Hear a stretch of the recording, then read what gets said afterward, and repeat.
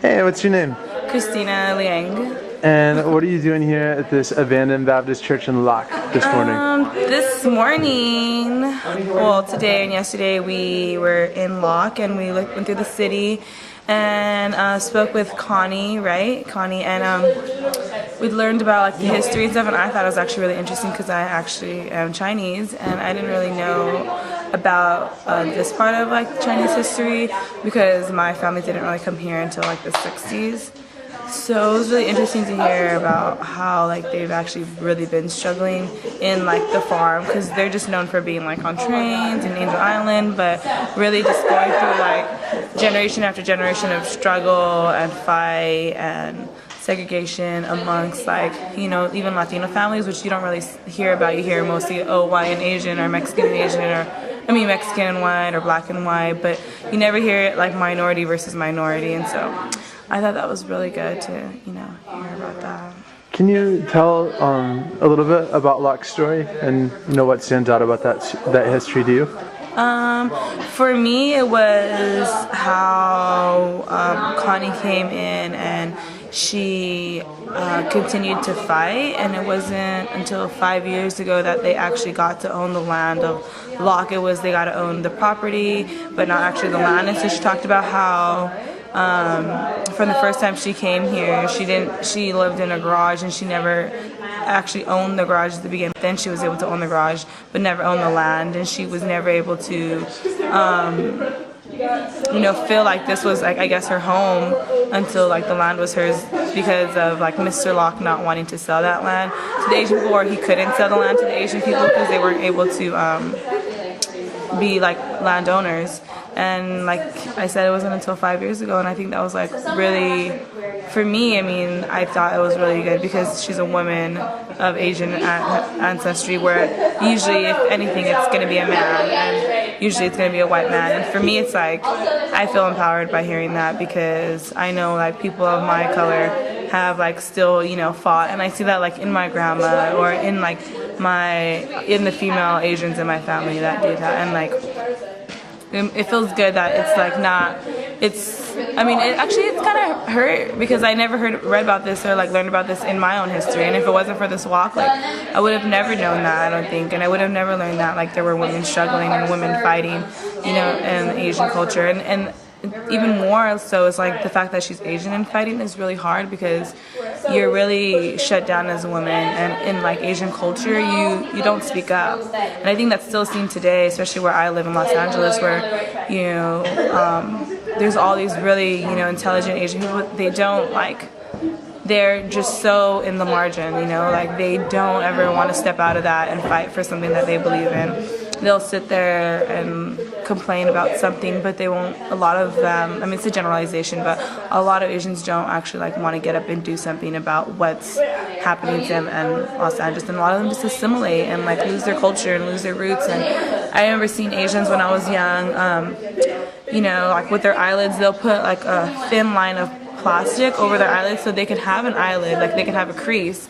And like I mean my eyes are not like that, but if I did, I would never do that, you know, because I feel like that's you know, that's who you are. It's like a way of like plastic surgery or something to me, and a lot of them do that. They get like stitches going along their eyelids to get that, and it's like, you know, it's okay to be Asian in America. It's okay, you know, to like love yourself for who you are and stuff. And you know, to see someone that's been doing this for 60 years and like has continued to struggle and never gave up, like makes me like really happy to know that there are like people like that are willing to, you know, step out of the line, especially coming from Asian culture. So can you tell me, you know, in the context of a march for LGBT equality and for the repeal of Proposition 8, like what's the importance or what's the value of connecting with stories like this during a march for LGBT rights?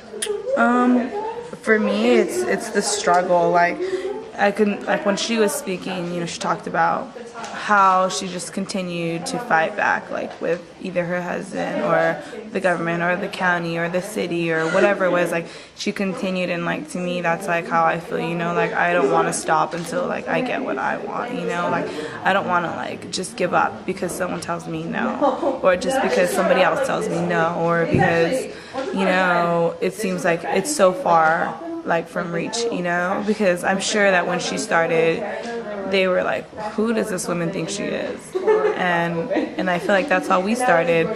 Maybe not us, but like this is like one of those steps along this long journey that we've been like on, regardless of it's been, not that it's been 5 days, but years and years of struggle. And like this is just, you know, one way of showing like it's a step. And so now I think like I feel like we're coming together, and I'm sure that's occurred with her. You know, she had to like work with other people in order to show that, hey, these people want this. And I think that's what we're doing, and it's kind of like history repeating itself in a different way. So I don't remember if the word that you used was mission or goal, but you referred to sort of the thing that you're trying to accomplish and not being stopped until you get there. Mm-hmm. And what for you, what is the thing that you're trying to accomplish? Well, I really want, you know, marriage equality. Obviously, that's why I'm here. And for me,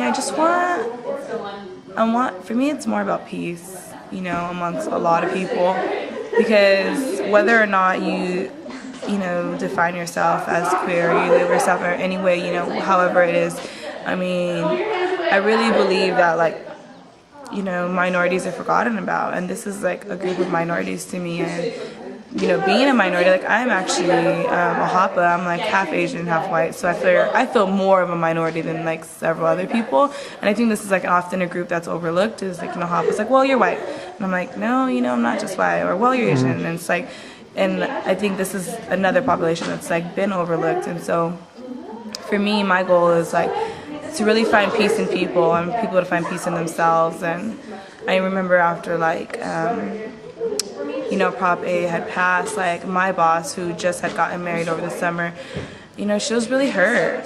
It was like she wasn't able to be happy about like Obama, because she was so hurt about, you know, Prop A. And I never really saw that until I came to Santa Cruz. And being at Santa Cruz and seeing that, it made me really sad. And me myself, you know, I label myself as queer, but I just feel that, like, well, people should be happy and nothing should hold them back. And especially if this something is not affecting others directly, or it's not hurting others, you know. And I don't know, I just don't think it's right. Like, I mean, I don't think it's right to like have other people not want to fight for something that, I don't know, I'm lost at words, but yeah, I just think that it's important, and I think peace is important, and people aren't happy. Are you excited to get out and walk again today? Yes, I am. Actually, I'm really excited. These days are like not dreading waking up, because I know that it's not going to be like another 20 miles uphill. It's going to be a little bit less than that, so, and not uphill. So I'm really excited and happy.